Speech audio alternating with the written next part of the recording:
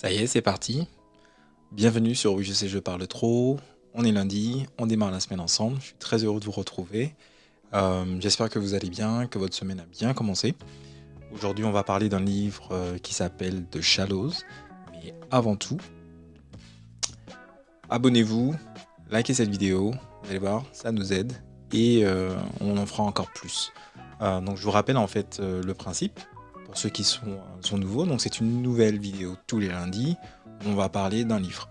Donc un livre que je vous recommande. Évidemment, c'est pas une critique de livre, c'est simplement une recommandation et puis je vous présente un petit peu finalement les idées intéressantes, en tout cas que j'estime intéressantes pour vous.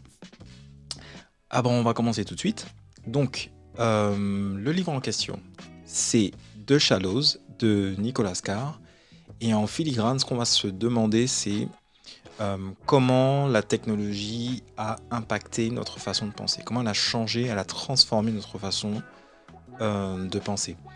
Et avant d'entrer finalement dans le vif du sujet, je voudrais vous rappeler en fait que ce livre fait partie d'une série que j'ai appelée la série sur l'économie de l'attention. Donc on avait un premier, si vous vous souvenez bien, et vous pouvez trouver maintenant c'est la vidéo numéro 8, le premier ouvrage que je vous ai recommandé, c'est Deep Work. Donc, Deep Work, c'est là où on se demandait comment on pourrait trouver un peu plus de profondeur finalement et d'intensité dans les activités professionnelles et personnelles, de façon à ce que on soit plus performant dans ce que l'on fait, dans ce qu'on a choisi de faire, et que ce soit lorsque vous écoutez quelqu'un ou lorsque vous passez du temps avec cette personne ou lorsque vous décidez de lire, vous allez utiliser finalement les bénéfices de ce deep work. Et à côté de ça, il y a un autre livre dont j'ai également parlé sur cette chaîne qui s'appelle Digital Minimalism, qui en gros est un guide pour une cure digitale. Donc vous savez qu'il existe du minimalisme sur plein de choses. Digital Minimalism, c'est pour effectivement vous aider à vous échapper un petit peu finalement de cette technologie qui est envahissante. Donc c'est évoqué dans les deux premiers ouvrages. D'ailleurs, les deux ouvrages sont écrits par le même auteur, Cal Newport, et celui-ci est écrit par un autre auteur qui s'appelle Nicolas Carr. Donc Nicolas Carr, finalement, on va revenir un petit peu en arrière dans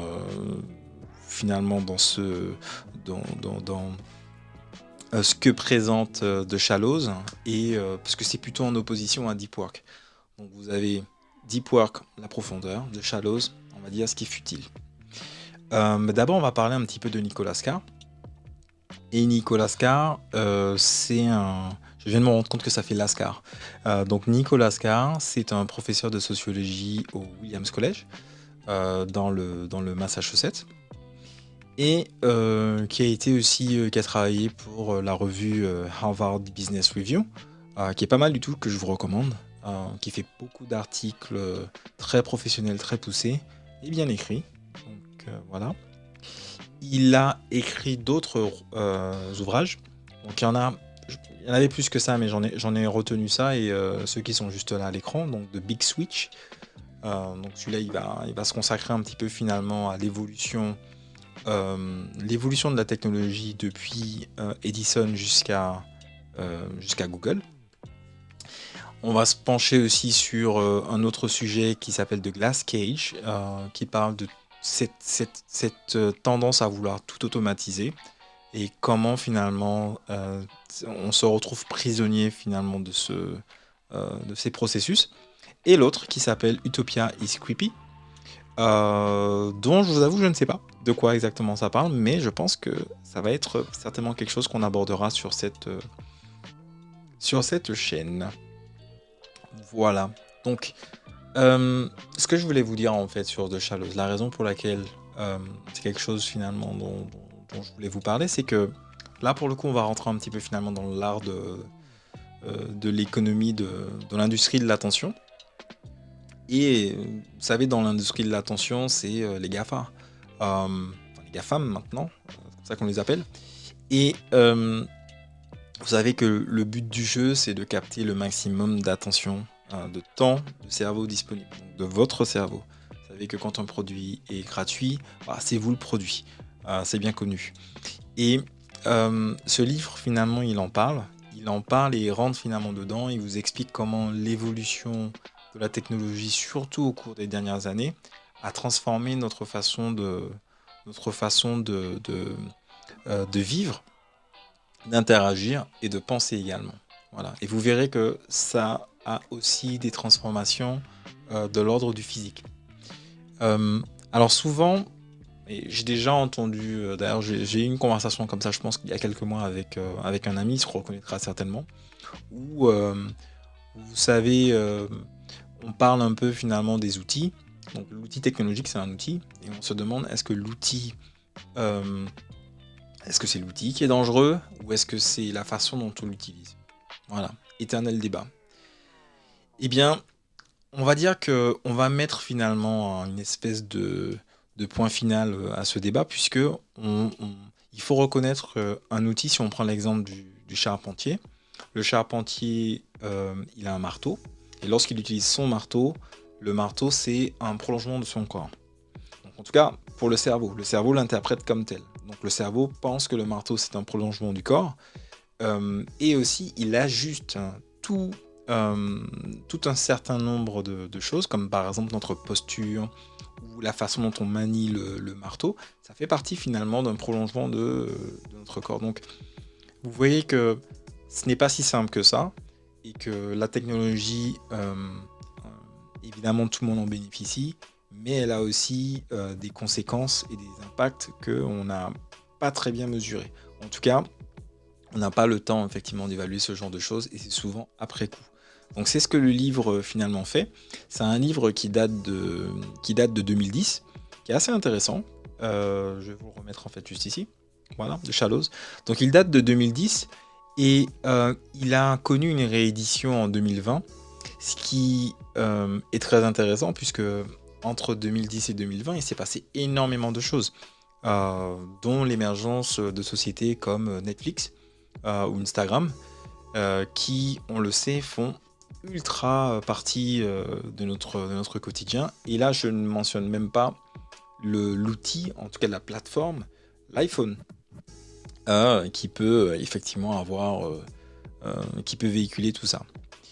Ce que je voudrais vous dire au sujet de The Shallows, alors, c'est que, voilà, ce que c'est que c'est quelque chose finalement qui n'a pas grande importance en soi. C'est une activité qui n'a pas grande importance, mais par contre, qui va mobiliser toute notre attention.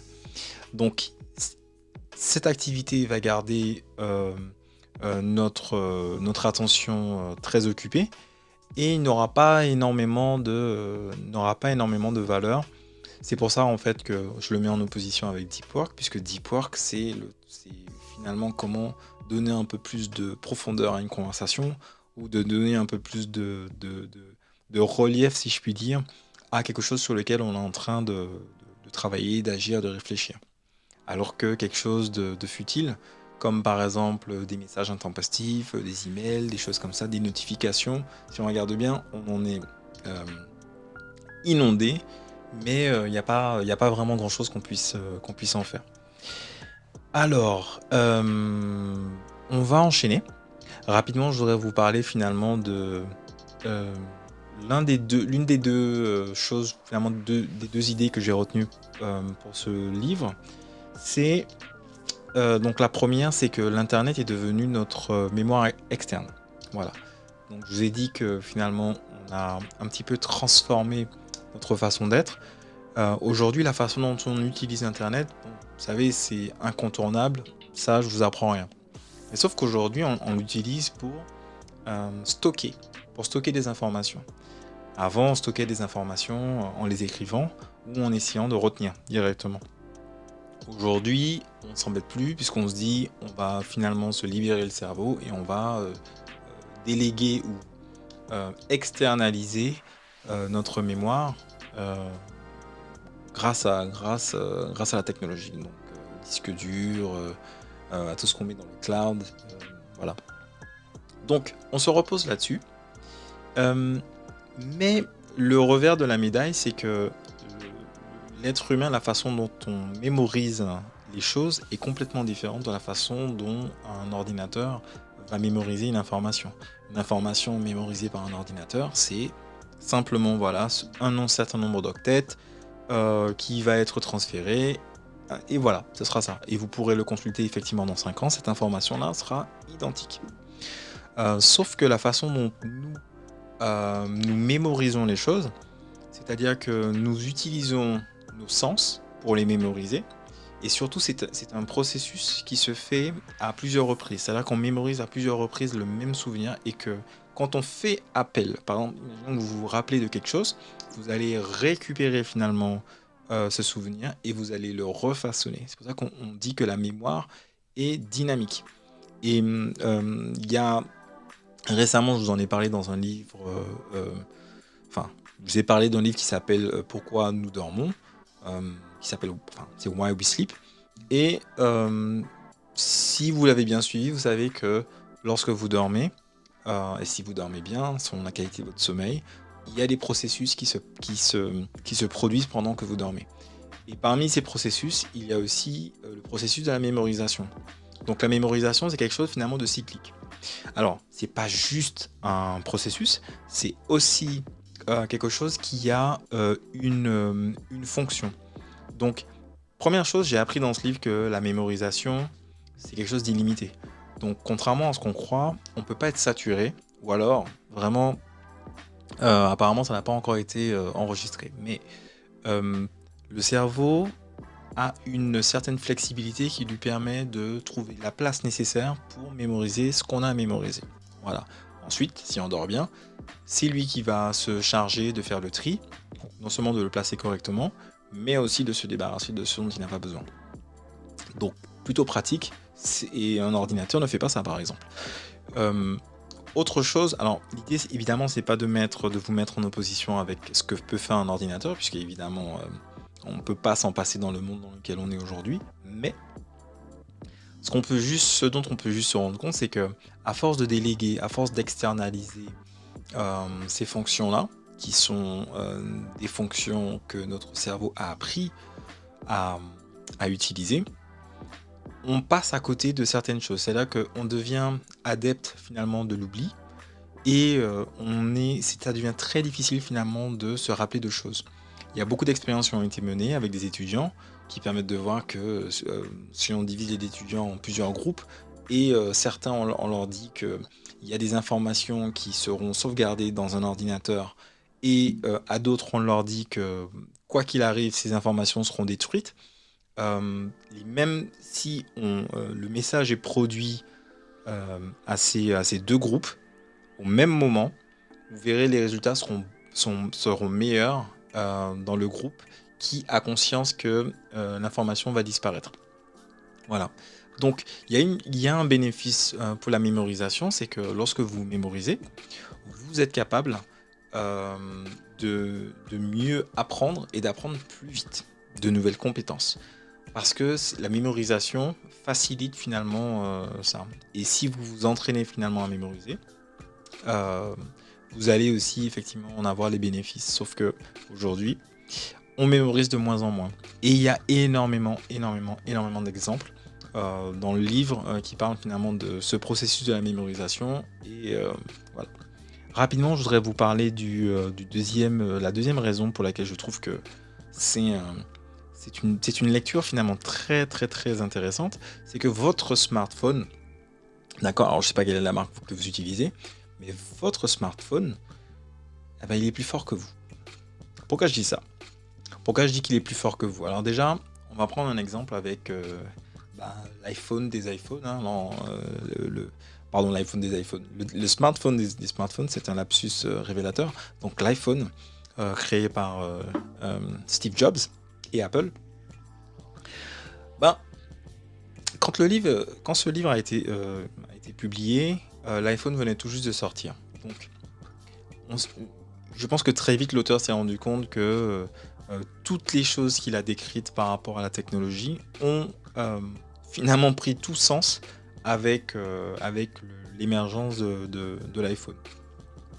On se rend compte des années plus tard qu'il y a une explosion dans le visionnage des écrans. Et pour que vous puissiez un petit peu mieux comprendre là où je veux en venir, je vais vous expliquer finalement cette relation euh, très préoccupante que nous avons avec nos téléphones. Donc, pour ça, il faut un peu voir comment notre cerveau fonctionne. Alors, au niveau de l'attention, lorsque vous savez que notre cerveau est constamment bombardé de stimuli, c'est-à-dire qu'il y a plein d'informations comme ça qui lui sont adressées et qu'il doit capturer. Donc, il les capture grâce à nos sens. Et donc, le système nerveux comme ça est bombardé de ça. Ça peut être par exemple des objets, donc des personnes qui, je sais pas, enfin, des objets qui sont sur votre champ de vision. Ça peut être des odeurs, ça peut être des bruits, des sons, des gens que vous connaissez ou que vous ne connaissez pas. Ça peut être des idées, ça peut être des émotions, enfin énormément d'informations comme ça. Et du coup, notre cerveau, il doit se concentrer sur une cible. Parce qu'il ne peut pas évidemment se concentrer sur tout. La concentration, c'est sur une chose. Donc, lorsqu'il se concentre dessus, et rappelez-vous, on en a parlé dans le livre, avec le livre Le paradoxe du choix, c'est une tâche très difficile de décider. Et il y a une fonction bien précise au niveau du cerveau, il y a une partie du cerveau très précise qui est spécialisée dans ça. C'est un réseau qu'on va appeler Salience. Je ne sais pas comment ça se dit exactement en français, mais en tout cas en anglais c'est Salience Network. Le Salience Network, lui, on va dire que c'est notre chef d'orchestre. C'est celui finalement, le chef d'orchestre de la conscience de soi. Donc, ce réseau, ce Salience Network, ce qu'il va faire, c'est que lui, il va réagir en priorité à 4 types de stimuli. Donc, pour qu'il puisse prendre la décision que votre attention sera portée sur ce stimuli-là en précisément, lui, il faut répondre à 4 critères. Ou l'un des 4 critères, pardon. Alors, le premier, c'est quelque chose qui est nouveau ou qui est inattendu. Ça va effectivement attirer votre attention. Le deuxième, ce serait quelque chose qui est plaisant ou quelque chose qui est gratifiant. Le troisième, c'est quelque chose qui vous est personnellement lié, donc une connexion de quelque chose que pour lequel vous pouvez vous identifier. Et le quatrième, ça va être quelque chose qui va nous toucher émotionnellement. Voilà. D'ailleurs, je vais vous en parler un petit peu plus tard dans cette vidéo. On va y en revenir. Ah bah vous savez quoi ? Votre téléphone, votre smartphone, il fait tout ça. Il est capable finalement de vous apporter de quelque chose qui est un stimuli inattendu et nouveau, avec les notifications, quelque chose qui est plaisant et gratifiant avec toutes sortes de contenus, quelque chose qui vous est personnellement lié lorsque vous avez des proches qui essaient de rentrer en contact avec vous, ou bien que vous regardez vos photos, vos vidéos, enfin toutes ces choses finalement très personnelles que vous sauvegardez, donc que vous externalisez dans votre téléphone, et vous avez aussi quelque chose qui vous touche émotionnellement avec la teneur des contenus, enfin peu importe. Mais en tout cas, votre téléphone est capable de vous bombarder de stimuli et il est capable de vous maintenir comme ça avec une attention ininterrompue. Pourtant fragmentée, puisque vous allez comme ça jongler entre plein d'applications et vous allez sans cesse resté en surface. Bah, votre téléphone, il est capable de faire ça. Donc, pourquoi il est capable de faire ça ? C'est parce que plus votre attention sera fragmentée, plus il sera facile de pouvoir vous faire voir des messages publicitaires, par exemple. Ou en tout cas, c'est comme ça que finalement les téléphones sont conçus. Et ils sont très bien conçus. Donc c'est très difficile, lorsque vous avez un smartphone, de résister et de ne pas regarder.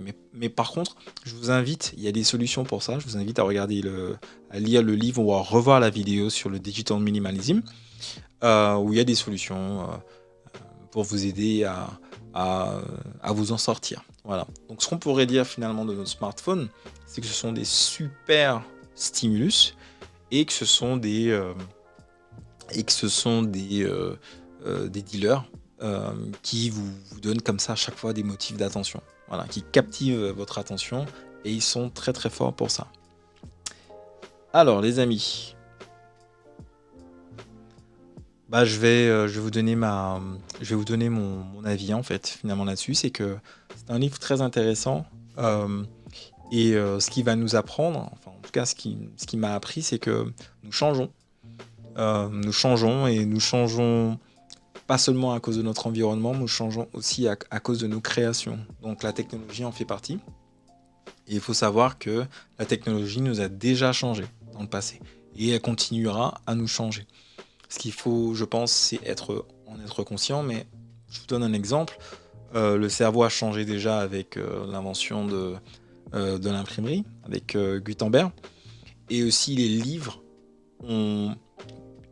à partir du moment où on a eu des livres, ça nous a aussi effectivement transformés. Vous savez, on a une façon de lire qui est très particulière et qui est différente de lorsqu'on lit quelque chose qui est sur un ordinateur.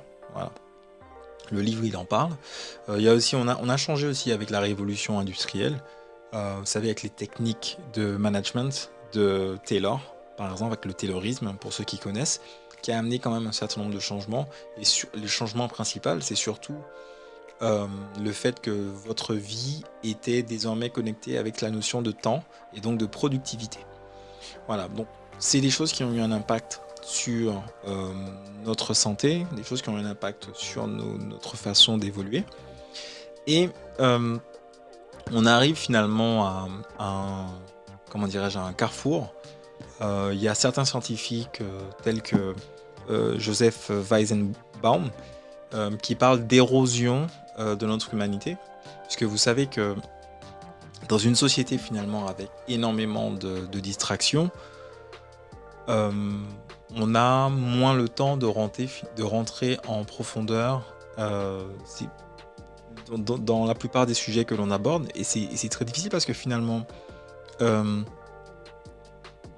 moins on passe de temps effectivement à explorer les sujets, et moins on est capable de développer des qualités telles que l'empathie, comme la compassion, par exemple, des choses qui sont essentielles pour qu'une société fonctionne normalement.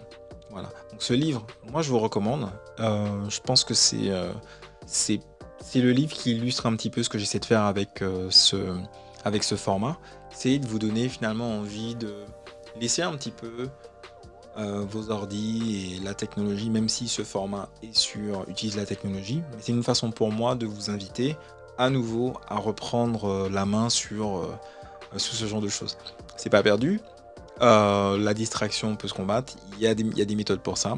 Mais en tout cas, voilà. Je pense que c'est un livre très intéressant. La semaine prochaine, je vous parlerai des émotions.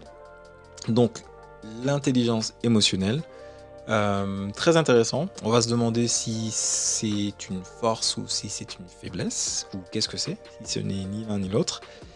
Et n'oubliez pas, nouvelle vidéo tous les lundis. Voilà, abonnez-vous, très important. Et je vous souhaite une excellente semaine. À bientôt.